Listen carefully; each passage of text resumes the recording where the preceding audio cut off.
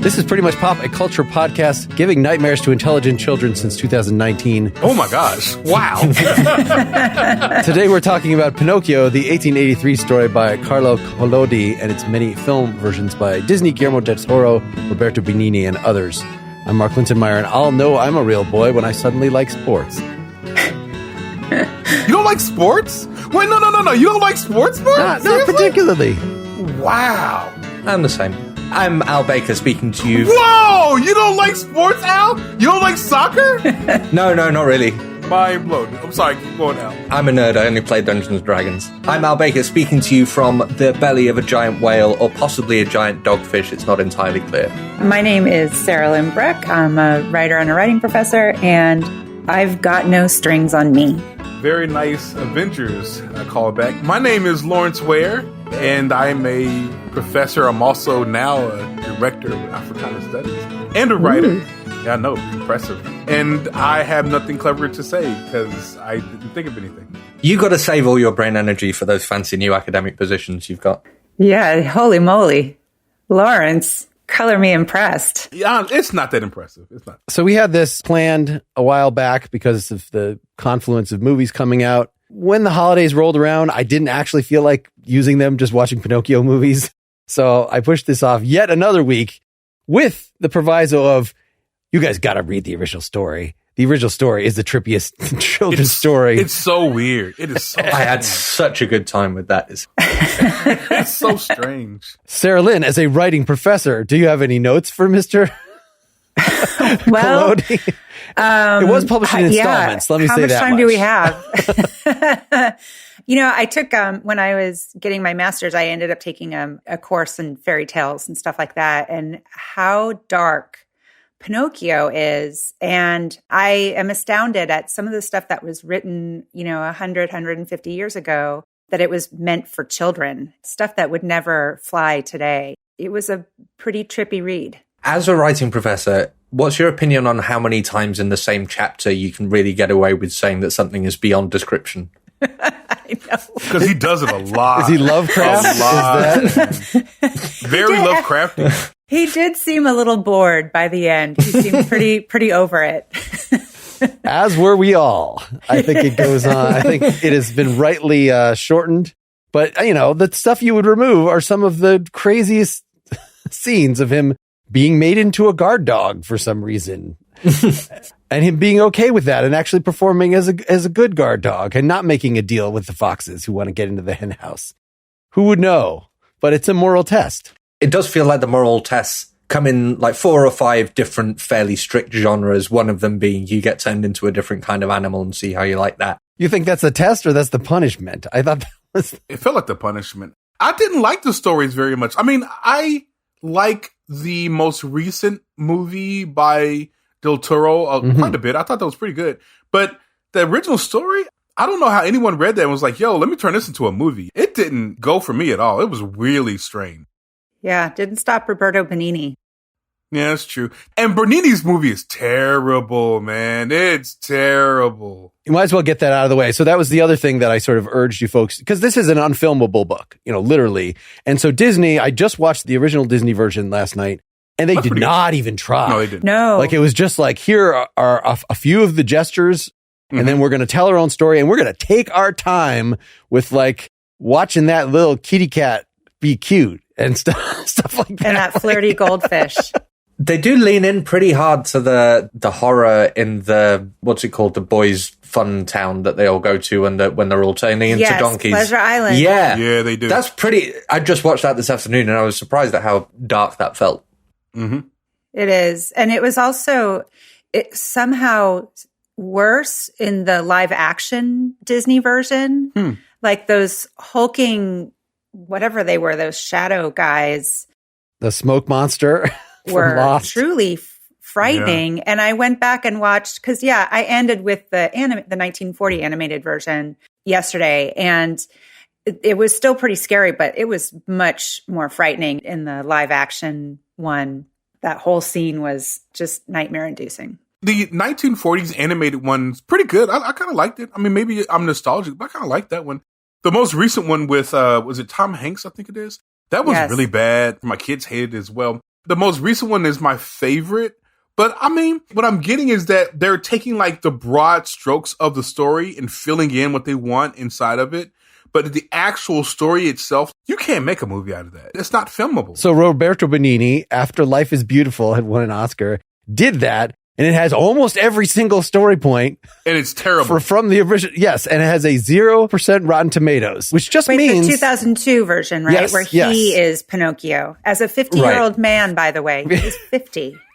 Which it just means. Which is weird. That's weird. 0% doesn't mean the worst possible movie. It just means nobody actually liked it. Yeah. But it could be 49%. Like it had some good things, but it still is not pleasant to watch. And that's how I interpret it. I happen to have purchased that one when Blockbuster would sell used DVDs. You bought it? Blockbuster would sell cheap DVDs back in the day. Mm-hmm. And so I have wanted to see this, after Life is Beautiful, and hearing that this was his passion project, that it was a very big budget. And I showed it to my kids and they were just like, this is bad. This is just bad things keep happening to him. Like its pacing is so terrible, but that's because the original story is so terrible. Yeah. And yet somehow the new Italian directors, where Benigni was Geppetto, but he was not one of the filmmakers, right? Still had a lot of those story beats, much better special effects.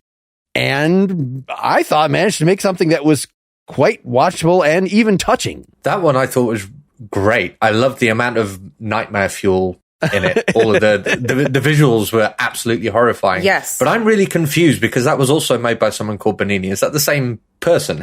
He played Geppetto. Roberto Benigni. I noticed he was not the director or the writer in it. So I'm sure he was responsible for it being made in some way. I don't know actually the history of it, but I would not see it as his second try at making the movie, despite the fact that he's in both. I see. I find him just personally kind of annoying as a performer, but I really liked him in the Geppetto role. I thought he was great as Geppetto. Wow. But that story still, as the Pinocchio story, that really came from the books. It felt disjointed to me as a movie. Mm-hmm. I thought it was better, certainly better. I actually watched the Pauly Shore version. Welcome. I did not get through that. God. I took 10 minutes of that, and that was enough of my life. Oh, yeah.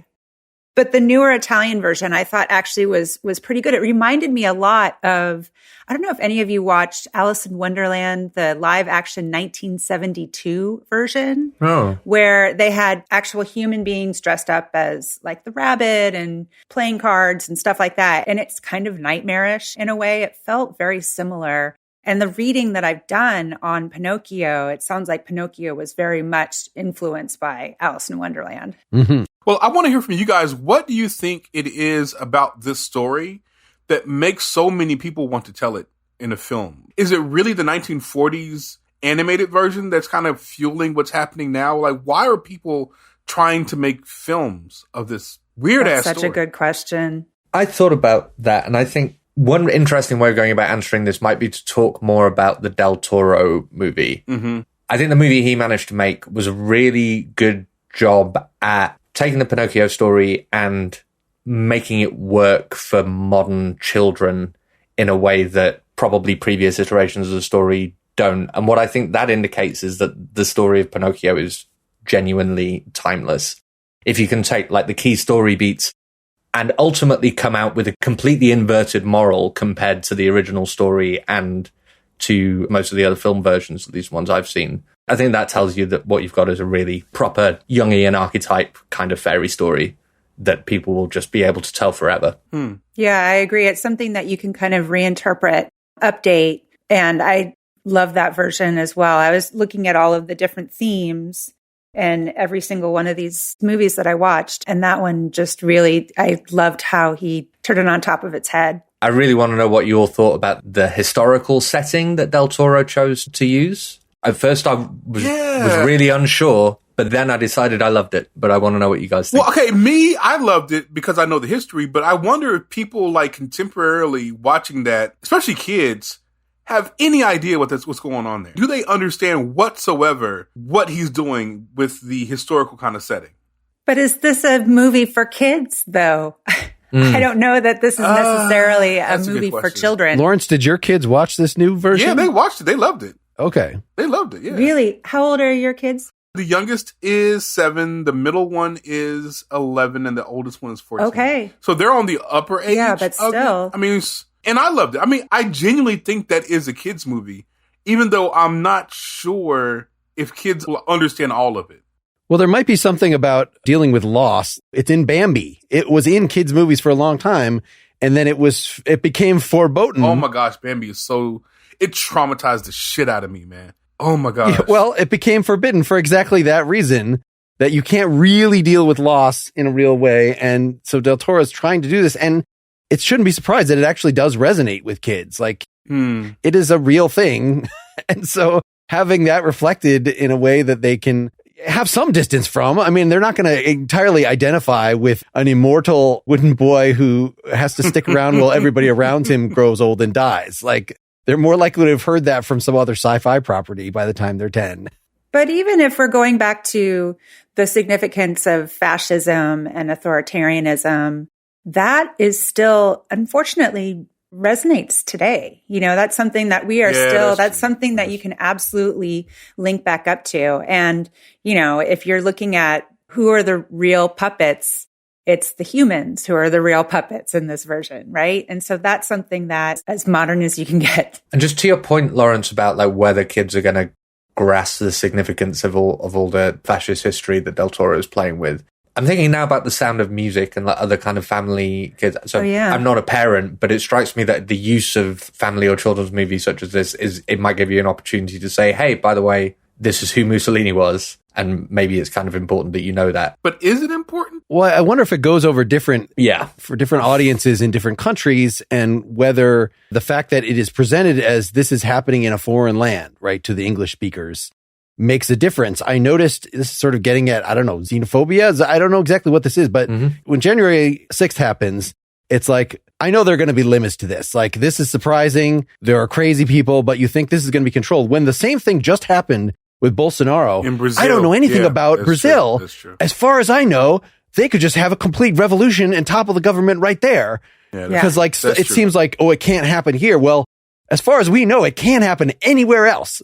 So talking about that it's World War II times and it's in Italy, at least for an English speaking audience, probably that seems like, who knows what could happen? You know, when you're talking about historical fiction, in quote, like that is when crazy stuff happens. I don't know that it will resonate with the children that could happen here, or that really has a direct, we're not at war in this way, that this fever is sweeping the land. That's just something we see in historical documentaries about the, rubber drives and, what was happening here in World War II and stuff.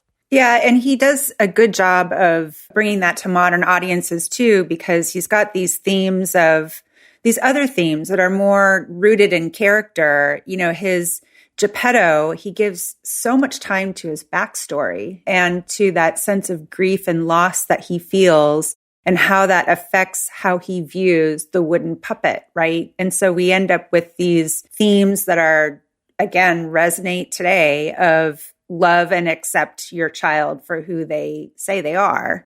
That's something that is both timeless, but it's something that really hits home now. Just so I'm clear, are you talking about the old story, or are you talking about the Del Toro movie? Del Toro. Okay. I just need to be clear. I need to be clear on that. Okay. First of all, let's just say that the animation is absolutely beautiful. It's just, it's a beautifully made movie. Del Toro can direct his ass off, from The Shape of Water, which I did not love that movie, but the direction was great, to Pan's Labyrinth. And he brings all those talents and all those abilities to this particular film, which I think is wonderful. Now, the themes of it, Del Toro has always been really interested in like fairy tales and the darkness of fairy tales. And so I see why he's drawn to this.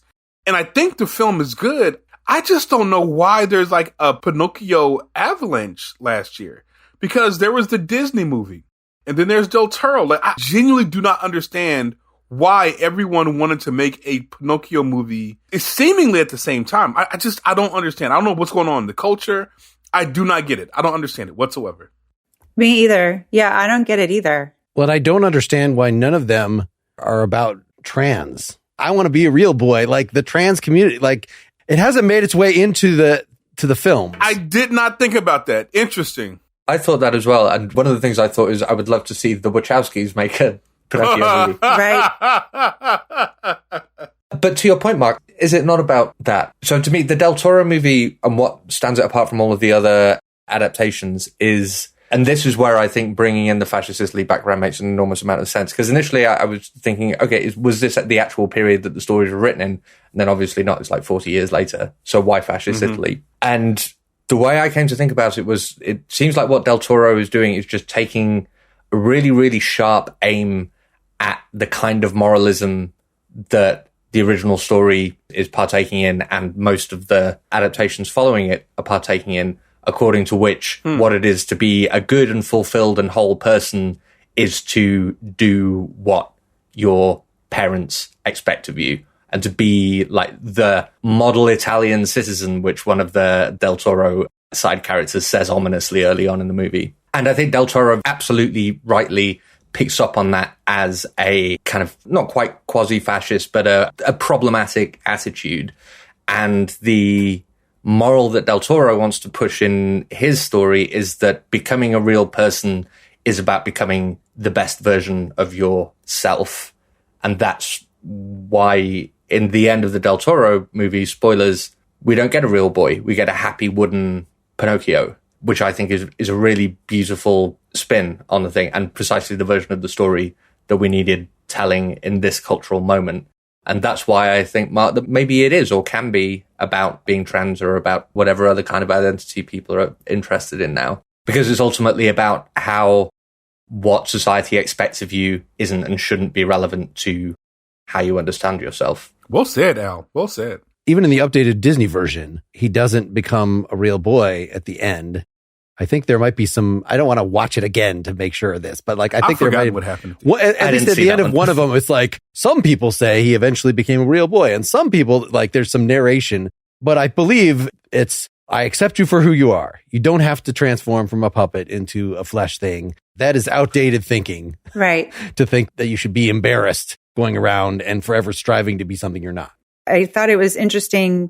I think what the language was in the updated Disney version, which was pretty note for note, very similar to the 1940 animated, but they were very careful to not be so gendered in their language. So I think it was what it means to be a good person. I think in the Pleasure Island sequence, there were girls who were also there. It wasn't all boys. That's right. They were trying to correct some of the gendered language and stuff. So I get the main theme of acceptance, accepting yourself.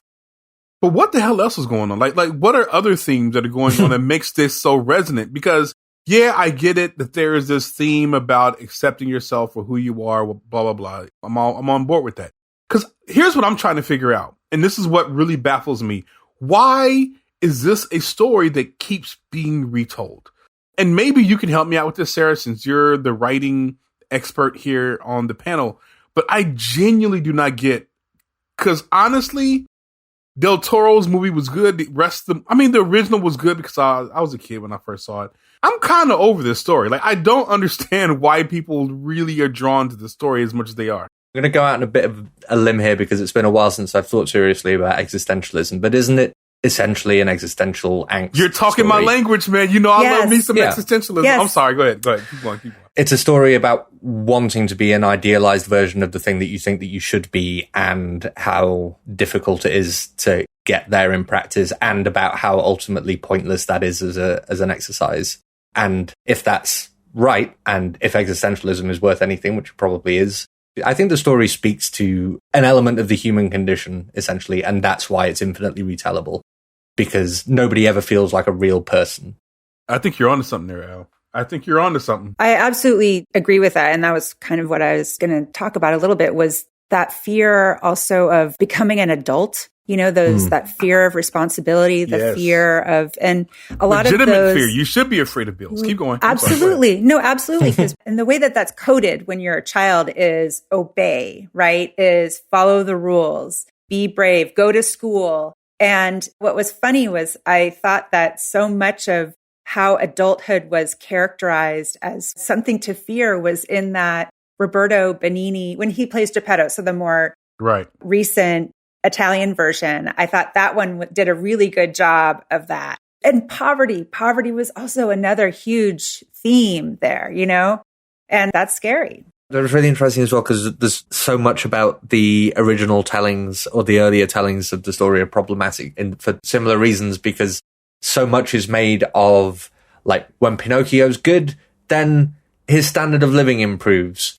And, like, he gets, some nice new clothes, things like that. And if you're happy with your lot, then, everything's going to work out for you. And it's just really, maybe another reason why the story keeps getting retold is that there's a lot wrong with a lot of earlier tellings of it. There's a lot of stuff that needs correcting. I do think, Al, that you're onto something, particularly with that existential bent of, like, trying to be who you're supposed to be as opposed to being who you are and being comfortable with being who you are. Even though I'm not completely sold. Like, I mean, I like the most recent movie. I don't ever want to see another Pinocchio movie. I'm done with the story. Because the original story is weird as fuck. It's really strange. And I'm perfectly fine if they never go to the well again and make another film like this. I don't think you can do anything more with it. I think that Del Toro has told the definitive version of the story, and we can end it there. I don't know. Have you seen the Pauly Shore version? I am never going to. I'm never going to. I'm never going to watch that. What are the existential themes in the Pauly Shore version? In the Pauly Shore version? Does Pauly Shore even know the word existentialism? Does he even know what that is? No, I don't know. I think he's still doing stand-up. I don't know. No, but you know what? He does join the circus, and he dates. This is a movie where Pinocchio dates. Wait a minute, he does real? Wait. Okay, stop. For love. He dates the Blue Fairy, though, right? Or the equivalent of the Blue Fairy. Is that? I saw enough of it to see that. Yeah. He saves some woman from falling off a cliff. That's right. As far as I watched. Yeah. He dates as a wooden boy? This is wooden boy. That's strange. One of the 14 movie adaptations of Pinocchio is called The Erotic Adventures of Pinocchio. I saw, didn't see that one. Yeah, no. I didn't see it either, but the tagline is, "It isn't his nose that grows," which I thought was phenomenal. That's pretty great. Okay, we are way off the rails. Okay, Mark, we need you to get us back anything on. that's going to last this long and be in the public domain, and so, like, stuff is going to happen with it. And so that's what part of what's interesting about this. Let me stop to tell you about a different podcast. If you're interested in exploring culture from a social sciences perspective and a touch of humor, we recommend you check out The Social Breakdown, a podcast created by University of Hawaii sociologists Penn, Omar, and Ellen, who use their sociological imagination to make sense of our complex world one topic at a time. The Social Breakdown team, along with the occasional guest, examine a wide variety of topics from love and dyads to the dark web, from conformity and obedience to Buffy the Vampire Slayer. They tackle it all. They also have several episodes on the processes of academia, a PhDer's guide to getting a PhD, and existing in a world of fellow PhDers, if you will. You can find the Social Breakdown's catalog of over 100 episodes on their website, thesocialbreakdown.com, and listen to their show wherever you get your podcasts. When I started this, I was like, why is this even appealing? I did not expect, until I got it well into the Del Toro and the newer Italian version, there to be any emotional resonance to this whatsoever. Like, I was pretty disconnected. I didn't remember the original Disney very well. And yeah, seeing what I saw of that Pauly Shore version, or I also saw some of I think 2009 Bob Hoskins as Geppetto version that's on Amazon Prime. And these are just stupid kiddie fare that are boring from moment to moment. Boring. A lot of bad music, and like, no child would actually enjoy this. I don't understand why this continues to exist, but that's just because, it's public domain and it can go. Why not? It's a very low risk thing to do. I mean, this Pauly Shore version is a Russian made cartoon. It's not like Pauly Shore's passion project. It's something that probably we would have liked better if you could see it with the original Russian. I'm just guessing here. Probably it would still be terrible, but part of what made the 2001 Benigni version especially bad was seeing it with the English voices over the Italians. Like, at least watch it within the original language and it won't seem quite so weird and stilted. But that Russian thing, like, just watching it line to line, this is very strange. Like, it's just watching bad anime. Yeah, it was. It was like watching a really bad Barbie movie. I'm not saying something. The animation was yes. Barbie movie animation.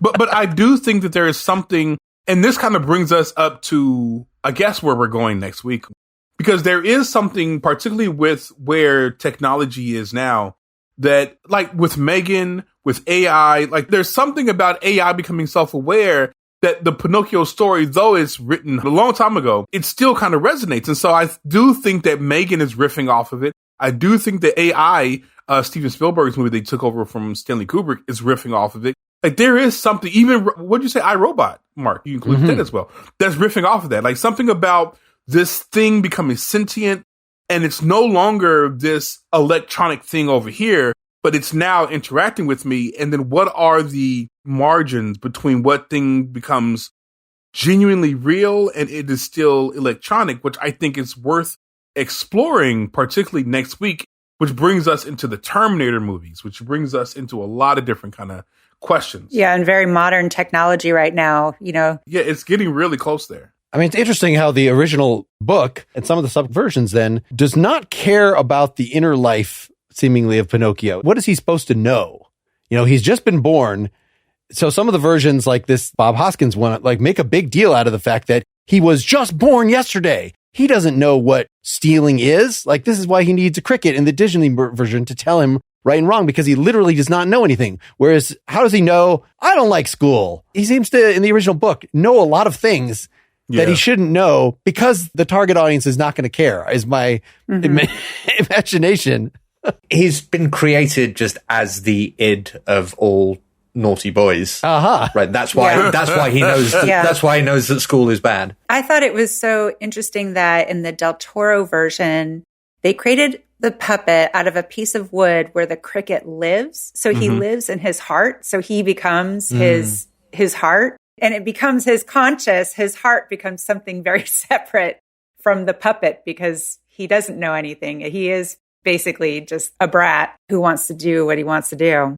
Something else I really loved about the Del Toro version is in the book and in a lot of the weirder films, Pinocchio is incredibly irritating as a character. You didn't think he was just kind of cute in the original, in the 1940? I mean, I think... Oh, Lord. No, he was irritating. Changing in the 1940... In the Disney version, he was supposed to be cute in the 1940 version. In the book, he's intensely irritating. And I found him intensely irritating at the beginning in the Del Toro version. I feel like that was deliberate because I think one of the interesting things that Del Toro does with the Pinocchio story is to entirely shift the responsibility for the moral development of Pinocchio away from Pinocchio himself and onto like the adults in his life. This is kind of half-formed, but I really felt like the fact that they made Pinocchio this like really annoying, screeching, loud, chaotic mess of a character was a really interesting challenge to grown-up audiences to try and, I think, make the point that it doesn't matter whether a child is bad, chaotic, irritating. It's not on them to make themselves better. It takes a village, whatever. It's on the society that they grow. It's on the adults to make the kid better. Parenting is hard. Sometimes your kid is like Pinocchio. Doesn't have to be all the time, but they're like Pinocchio enough to where it can really speak for yourself. My kids listen to that. You. I'm not going to say anything to that. My kids every now and then listen to this podcast, so I'm not going to say that they're irritating little shits every now and then. Did you watch Guillermo del Toro talking about this? So on Netflix, it cues you as soon as you're done with the movie. Why don't you watch this making of special just so you can see, like, wow, they really made all this crap out of wood or whatever, for stop motion. This is so much more impressive. But, like, you better not take this for granted. You better not just think that this is just something you can, like the Pauly Shore version. I'm sure even that version people probably spent so many hours on. That's true. And they feel so proud of. I don't think anyone's proud of that Pauly Shore. Del Toro was describing this initial Pinocchio as the energy of a 4-year-old boy. And like, oh, that's totally how my son was at that age. And that's just something that you have to, as a parent, like not say, what a brat, what an uncontrollable. You have to actually revel in what a phenomenon that is, that it's a shooting star. Stop focusing on what he's breaking and just like that this is a lovable creature. That should be step one of parenting, I guess, is get out of your own head. Try to get in as hard as it is when you're going on no sleep into the mindset of the kid. You learn real fast that it's not about you. Absolutely you do. I'm not a parent, so I have the luxury of just reading it as annoying. I also found the creepy doll in the 2019 Italian version pretty endearing by the end. Like they picked a nice, cutesy actor to do this. Maybe he was kind of channeling a little bit of what Roberto Benigni, as his 50-year-old acting like a child self, was trying to do. I can see why this is another thing, like, oh, the French love Jerry Lewis. There's something in the Italian comic sensibility that we Americans don't quite jibe with. Mm-hmm. Yeah. And I think that's where the Roberto Benigni wild slapsticky thing, and somehow that gets transferred into this boy in the new version where it's more palatable, certainly. I agree. Yeah. Well, it helps that there was a child playing a child. I could get past that with the old Roberto Benigni version. Partly, it has this Pee-wee's Big Adventure feel to it, that they made all of the children, all the boys, into at least 20-something-year-old men so that they could be having a fight. And it's it's exactly like Pee-wee and his nemesis, Francis or whatever, in the beginning of the Pee-wee's Big Adventure movie. Like, that's just a comic trope of adults playing children in this way. True. I haven't seen that Pee-wee movie in years. I need to rewatch that. I'm sure it's good. I just haven't seen it in a very long time. The cast in the Del Toro version is just, I'm looking at the IMDb page and it's just, oh, and did you know, fun fact, so Tom Kenny, who plays Mussolini in the Del Toro version, was also part of the Pauly Shore version.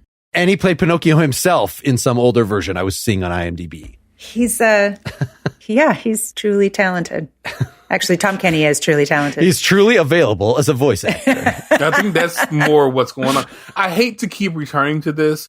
I just don't know why they keep making this story so often. I do not get it. Like, there's a 1940s version. The most recent Disney version is utterly forgettable. No one's going to remember that movie. The Del Toro movie is going to stand the test of time, but I don't know why there have been so many versions of this tale. I just don't get it. I know I come back to this point an awful lot, but is it, Lawrence, that sometimes you got to make a tax write-off and it's in the public domain? It might be what it is. So I got to defend the indefensible at least a couple times on these podcasts. That the new Disney version is the one that I watched first. And I didn't watch any of these all in one sitting. So it was like I would watch some of one and then I would read some of the story or watch some of the other version. Like, it was a little disjointed. Mm-hmm. But at least for the first 20 minutes of the new Disney version, I was like, this is okay. This is not like completely offending my sensibilities. Like, they're just trying to use better technology to update something that fundamentally doesn't need updating. Like, the 1941 is so accessible to kids and they would love the little cute animals and that. And like, that's what classic Disney is all about. But, you know, if we're going to have this huge technological leap, all this technology finally that looks good now in a way that in 2001 or something, if they made it like, no, you don't, it would be scary at that point. But I think we've sort of gotten past the, why am I not remembering the Valley of the Dolls, the Uncanny Valley. Uncanny Valley. When it comes to some of these things, why would you not want to take advantage of it? So I guess ideologically, I don't necessarily have anything terribly against it. It's just by the end of that version, I thought it was boring. I thought it made no sense. I thought saying, you've shown yourself to be good and wise and brave because you made your feet paddle really fast to push a raft. That made I was done with it. I mean, but that movie is just so utterly forgettable. Like, it's fine, but it's terrible at the same time. And it's not terrible as though the craftsman didn't work hard on it or the director was bad. It's just unnecessary. And it reminds me of so many Disney remakes where they're going back. So, like, for example, The Lion King. The Lion King has all this amazing talent in the film, has Beyonce in it. I think Beyonce's a terrible actress, by the way. But she sings good. She's a terrible actress. That's not a hot take. That's the damn truth. She's not a good actress. Cause she talks really weird. Anyway, but I'm probably digging a hole here. But anyway, is Disney going back? And like, I think that the Beauty and the Beast was good. I'm really struggling to find Cinderella was decent. But other than that, it's not even a cash grab because they didn't send this to the movie theater. Like, I don't know what they're doing, but they're kind of ruining these great films by remaking them and making them less successful. It's really driving me crazy. I don't know if I agree that that's ruining the film or ruining your memory of the 1940 film, but it just seemed, I think, as you said, Lawrence, just unnecessary. Who is calling for this live action version that's basically note for note, and even a lot of the computer animation was mimicking the original animation. but it stripped out the soul of the movie. It took away the music. The music in the 1940 version is so great. Like, I mean, I'm sorry. And there were some great singers. Cynthia Erivo is amazing. She is. But the original, When You Wish Upon a Star, there's just nothing else like it. I mean, God, I got no strings. The actor's life for me was like completely removed from the new film. Like, why was the cat and the fox even in the new film? It was just because we got a talented person to do the voice and they look kind of cool. Plot wise, they were not necessary whatsoever. What did you feel about that interpretation in the new Italian version, which had a lot of like people with full animal heads on? Yeah. But the cat and the fox were just like two weird guys with whiskers. Yeah, that were very creepy. I really liked it. I said, like, my sense was that the thing that the story is trying to warn children about in that instance is like real people who might be like creepy to you and trying to steal your money. But the animal heads and stuff, they were all. I'm kind of trying to remember. Were they all in the dream world, in that weird kind of dream space? There seemed to be a kind of sharp divide in the Italian version between things that were happening in a kind of normal world and things that were happening in a weird dream world, but maybe I'm misremembering. Yeah, now I'm trying to remember. I really loved how awful all of the animals looked. They were all horrible. It was great. Yeah, they were disgusting. But they even brought in, like, they hung Pinocchio. Oh, yeah. I mean, I did not need that visual, but there you go. Definitely turn off my kids because, you know, I mean, that harkens back to some very dark stuff in Black history. So that definitely absolutely. turned my so kids Lawrence, off. you had them watch all three of these new ones, or is that what you're saying? I mean, I didn't make them, but like I was watching them, and you know how kids are. They kind of creep in and out, and they kind of walked with it. And they, what was your favorite version? The most recent one, the Del Toro, was out without a question. Their favorite, yeah, without a question. But they definitely. So like, I think my middle son, he was like doing something, and he like went into the kitchen, and he caught that. And he was like, I don't want to see that. And he just left. I mean, so it's just, you have to be careful with the imagery. You don't have to be quite as careful with hanging imagery in Italy. I think it's not quite as sensitive a thing there. Yeah, you're probably right about that. And I wonder if, you know, along with the slapstick thing, there's a hyper emotionality that seems like the fact that when Benigni is playing Pinocchio, he can suddenly go, oh, whoa, whoa, whoa, I'm so sad. That's like a Shakespearean clown laughing. There's no equivalent to that in American entertainment where somebody just suddenly go. And so even him being hung, when Benigni himself is being hung, he can be a little funny about it or whatever, like that there's something. And then he's been recovered by the Blue Fairy and they have this whole, are you going to take your medicine? Or not slapstick gag. Oh, no, I cannot take, I would rather die than take the medicine, you know? So I don't know. I can kind of get a little bit into the Italian mindset. I feel like this, you know, it's like getting into British humor, that this particular kind of droll thing, or, you know, that Americans can get into Monty Python. Whereas like my cousins were just like, oh, Monty Python, they're a bunch of jerks. I think was what my cousins like. I mean, well, they were. So yes, getting a little into the clownish mode. So I don't know if that is a good response at all to, it's okay to have casual hangings in your children's movies. Comedy doesn't always, Mark, that is the strangest statement I have ever heard in my entire life. Yeah, I just wonder if that goes, if that goes with the something in the fundamentally to us foreign mindset that is behind a lot of the humor as well, that is also behind the use of violence. And I wonder about that kind of stuff. Just, you know, everybody complains. Kids in America today, like, we let them see horribly violent stuff. Oh, but can't see a boob. Mm-hmm. You know, we have these weird double standards. And so these are just, you know, a moving target in terms of the particular social mores in a particular country at a particular time of what seems too traumatic to see. Like, I just don't know that there's a well-founded baseline of like what actually is harmful to show to your kids. Like, it just is always just something that we're nervous about as parents. Yeah. And like, hopefully, you know, can guide them through whatever, you know, but at this point we've sort of have to give up. If they're going to see whatever they're going to see on the internet, seeing Pinocchio get hung, maybe that's something you could talk them through as well. Let me put it. That just reminded me. Does anyone remember what the name for Pleasure Island was in the book? No, what was the name? The Land of Boobies. I mean, I gotta think that's a translation thing because it's not boobies as in the land of breasts. It's the land of it's the land of like They wish. the land of boobies, which is a place full of cocaine, is what it said in the. Okay, that might be the end right there. Right there, we found him. Thanks for listening, guys.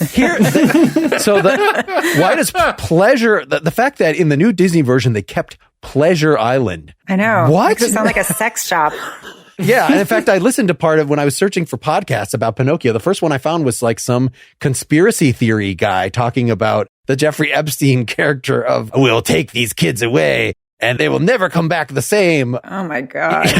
How did the new Disney version do at making up for the terrible anti-Semitism and like anti-Gypsy racism in the original? Were there any nods to that? Luke Evans played the coachman with some weird makeup, but like there were no obvious Jewish stereotypes or anything that I could see there. I know that the other thing, like we're on Pleasure Island, so we have root beer.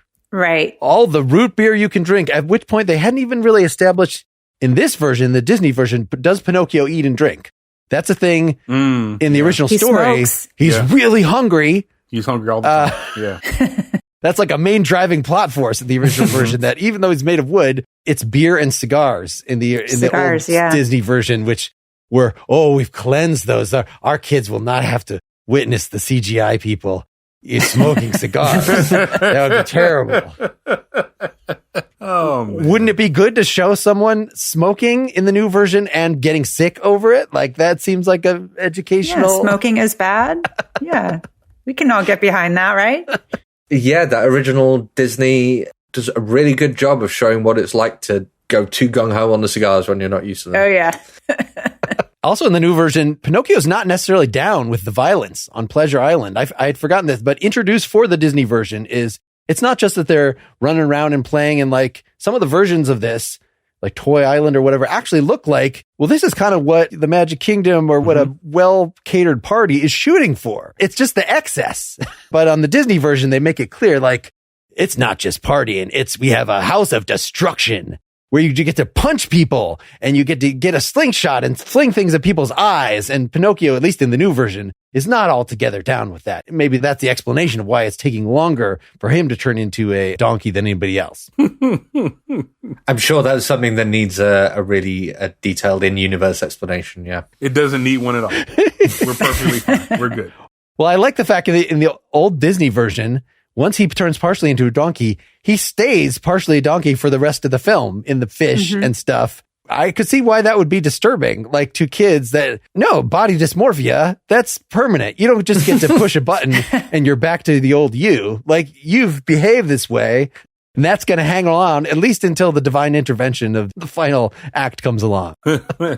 Very quickly forgiven by Geppetto, however. He was like, oh, well, okay, let's just get out of this whale. We were all young once. Yeah. I'll show you my tail one day. We haven't talked about the whale thing yet. I mean, that's the final story beat, and it's in all of them. Yeah. And it is sort of one of the most famous things. And I was trying to think, like, how did Jonah actually get out of the whale? Did he have some change of heart? Was there a Lawrence, fill us in on the biblical? Man, I don't know shit about Jonah, man. I don't know. I think that he had a change of heart and then the whale just spit him up, if I remember correctly. But I don't think there was like any kind of mechanism. Like he like messed with the thing in the whale's mouth and it got sick and it spit him up. It was just, he had a change of heart. Jonah prayed for 3 days. There you go. And the whale spit him and up. got rid of his, I think, arrogance at, I'm the prophet of doom for Nineveh, and I'm so self-righteous as the prophet, and he just needed to be knocked down a peg. So there's nothing comparable. Seemingly, Geppetto's okay being indefinitely in the whale. He can, at least in some of the versions. He has plenty of supplies. Apparently, there's a deleted scene. If you look in your Disney Plus extras, there's a deleted scene from when they're in the belly of the whale. They're about to run out of food, and the cat actually tries to eat the goldfish. I couldn't get myself to watch that deleted scene because I don't want to think about that. That's too dark for you. Wow. But in any case, once Pinocchio gets there, it seems like it's just his bravery or his fast feet or something that enables him to rescue, in quotes, everybody else. Did you guys get anything other than the fish was pretty scary in some of the versions? Like, It's spectacle. Like honestly, I don't think there's anything deep there. It's a spectacle thing. It's something that like in the animated version, it's fine and it's cool, but you get to really like go in with CG, or you get to really go in with the Del Toro, and so it's very like much more of a spectacle.